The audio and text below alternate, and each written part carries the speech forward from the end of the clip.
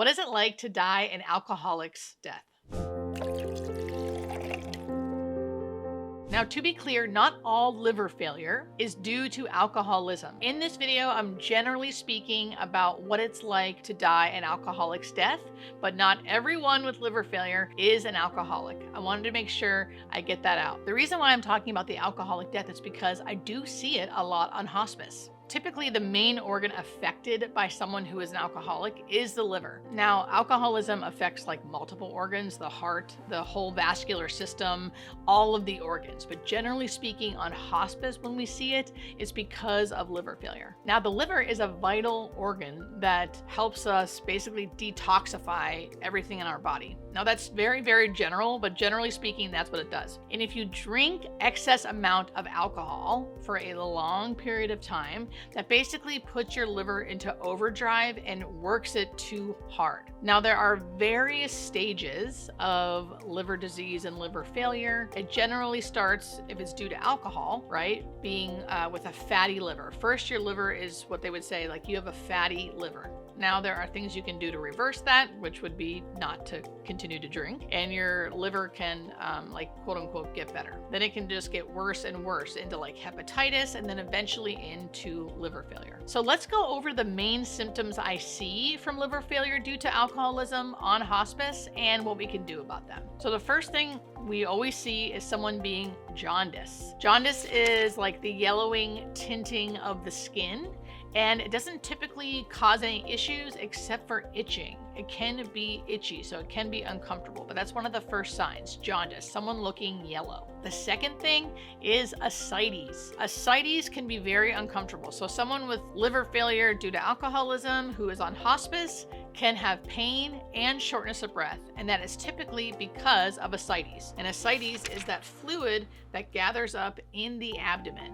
Now, there are things we can do about that, which I'll get into later in the video. The third symptom I see a lot is confusion, restless, and agitation. They will definitely start becoming confused, disoriented, conscious, but like not really there. Sometimes you can't really talk to them about what's going on. It's like they're there, but no one's home. And that's because ammonia levels, so toxins, are building up in their body, and it's causing them to be really confused. And then usually that causes them to be restless and agitated. They're a great candidate for terminal agitation. Now, again, there is something we can do about that, which I will get to later in the video. And lastly, you may see a lot of bruises and bleeding. And that is due to the liver being involved in helping the blood clot or coagulate, and it's not doing that because the liver has failed. So what can we do about all of these things? Now, the ascites. The ascites is something that's going to happen with anyone in liver failure. Now, specifically, I'm talking about someone who is an alcoholic, and that is why they are in liver failure. But generally speaking, there are people who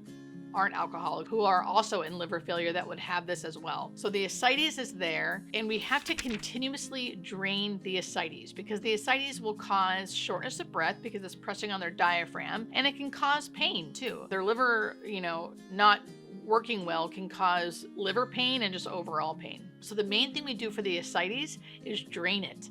We drain the ascites. And initially, someone will go in and out of the hospital to get this procedure. So maybe once a month or every 2 weeks, because you drain all of it, sometimes 3 or 4 liters off the abdomen, and then it reaccumulates. Now, it takes time, so sometimes it's once a month, and then you get it drained again. Then as time goes on, it'll reaccumulate faster and faster and faster. So by the time you're on hospice, you usually want something like a drain place, which I'll put a picture up to show you what it looks like. We call it a pigtail. It's like a Plerex. We actually can drain the fluid in the home to make the person more comfortable. Doing that will help with the shortness of breath and a lot of times help with the pain. Now, if the pain is due not because of the ascites, we obviously can start them on pain medication as well, and usually do. Now, the jaundice, like I said before, there isn't much we can do about that. However, it doesn't usually cause many issues. The only thing maybe would be itching, which we can give some medications and creams to help with that. And the confusion and agitation. We can help with that by giving a drug called lactulose. Lactulose is like a sugary red looking drink, which a lot of people don't like, but it is like in a little medicine cup. So you can kind of just chase it down, and it binds to that ammonia that's building up, and it binds to the ammonia, and then it makes you poop. So then you poop out the ammonia, and it can really clear that person's head to make them less agitated and less confused. Eventually it's a little hard to continue to do that because it does make someone poop 3 or 4 times a day, and they do get weak and it's hard to do. But for a while we can keep them pretty clear by using that drug. And lastly, with the bleeding, there isn't much we can do about that except for to be careful.